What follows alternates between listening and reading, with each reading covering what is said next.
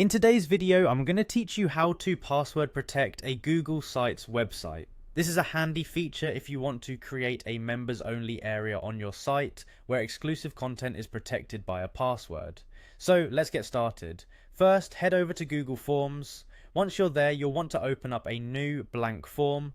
This form will serve as the login gateway for your site visitors. So let's give it a name that reflects its function. I suggest calling it login. Next, we'll set up the input for the password. Instead of a multiple choice question, we'll change the format to a short answer. This ensures that users can type in a password instead of selecting from predefined options. Now let's manage the input further by clicking on the three dots in the question box and selecting response validation. This is a crucial step because it allows us to specify requirements for what can be entered. Make sure the required toggle is also turned on, which means that the user must enter something into this field before submitting. For the validation type, click on number. In this context, however, we're interested in text, therefore switch to text so we can type the actual password you want visitors to enter. Now go ahead and type your desired password into this field. It's also a good idea to craft a custom error message here, something like incorrect password, please try again, in case someone enters the wrong password.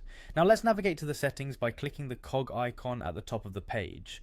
Under presentation, you'll find a field for a confirmation message. This will appear when someone successfully submits the form.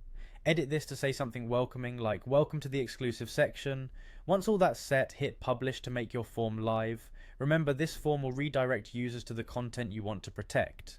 With your form ready, let's switch over to Google Sites. Here you'll click on Pages in the sidebar and then hit the plus icon to add a new page. You might want to name this page something like Members Login to again indicate its purpose. Now turn your attention to the Insert section in the sidebar. Here you'll want to select Forms.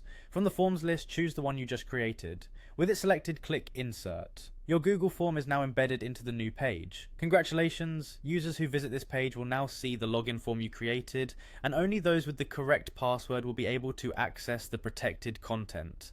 By following these steps, you've successfully added a password protection layer to your Google Sites website. Thanks for tuning in, and if you found this video helpful, don't forget to like and subscribe for more tutorials. See you next time.